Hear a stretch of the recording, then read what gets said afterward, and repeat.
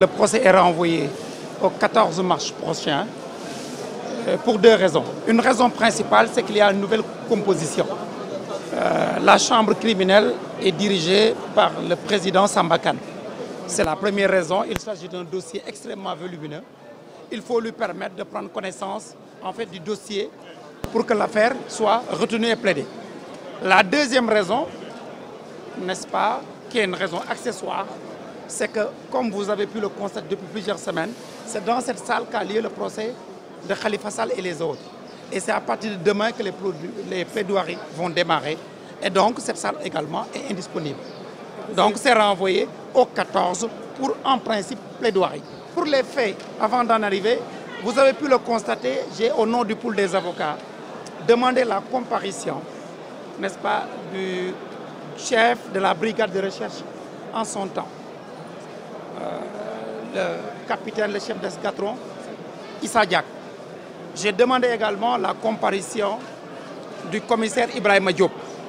Parce qu'à la lecture du dossier, nous avons constaté que des conclusions avaient été faites par ces deux enquêteurs en chef et des faits graves et très graves ont été imputés à notre client, Imam Aliou Ndao. Et ces faits sont inexacts et rien ne le prouve. Et notre client a toujours contesté ces faits devant le doyen des juges.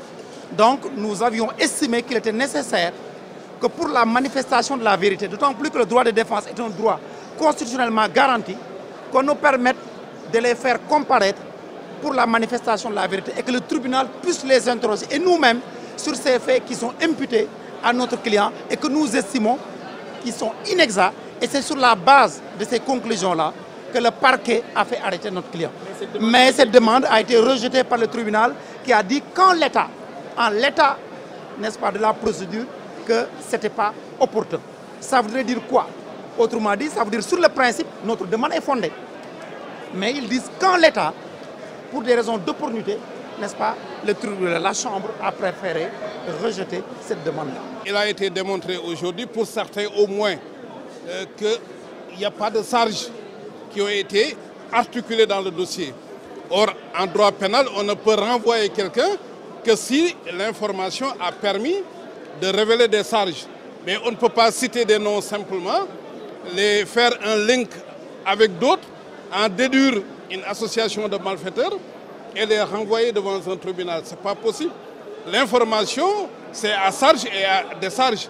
Dès lors que le juge lui-même n'arrive pas à articuler des charges à l'encontre d'une personne, il n'a pas le droit de renvoyer cette personne.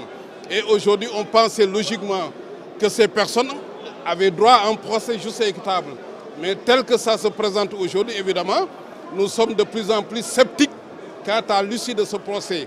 Et c'est pourquoi nous voulons une nouvelle fois appeler les autorités judiciaires à faire en sorte que ce procès soit exemplaire, que le droit pénal soit un droit rétributif. On ne peut condamner quelqu'un pour autant qu'il a commis quelque chose. On ne peut pas se baser sur des intentions ou des éléments subjectifs, des éléments irréels, abstraits pour condamner. Et nous espérons évidemment que la rencontre qu'on aura avec les juges ou le juge permettra d'aplanir un certain nombre de choses et que nous pouvons à l'avenir espérer évidemment que ces personnes seront jugées en fonction d'actes qui peuvent leur être imputables, mais non pas en raison de slogans ou d'une politique, quelque part, comme l'a dit certains de mes confrères, qui tendrait à apaiser l'opinion internationale ou les bailleurs de fonds. Nous voulons simplement aujourd'hui qu'il n'y ait pas d'amalgame entre l'islam et le terrorisme. Nous ne voulons pas également que les gens soient jugés simplement sur des intentions ou sur des tentatives de répondre à des sirènes du terrorisme, mais qui n'ont pas pu franchir cette étape. Mais si ces personnes n'ont rien fait, on n'a pas de raison de les maintenir en détention.